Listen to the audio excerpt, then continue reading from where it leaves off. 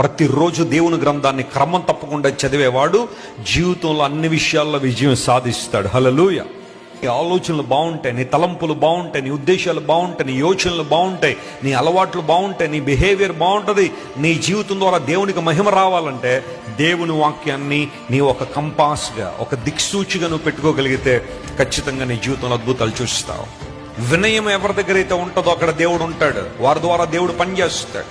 గర్వంతో, అహంభావంతో, మెడ బిరుసుతనంతో, మెడ వంచనితనంతో ఉంటే నువ్వు ఏనాడు కూడా దేవుని కార్యాలు చూడలేవు.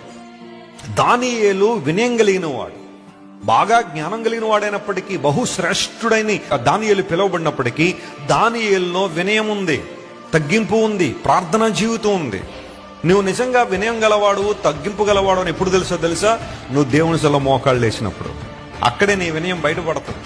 దేవుని సన్నిధిలో నీ వైఖరి, నీ యొక్క యాటిట్యూడ్ ఎలా ఉందో, నీ జీవితంలో ఎలా ఉన్నావని తెలిసిపోద్ది. దానియేలు గ్రంథాన్ని మనం చదివితే నెబుకద్నెజరు చాలా గర్వంతో ఉండేవాడు, అహంభావంతో ఉండేవాడు.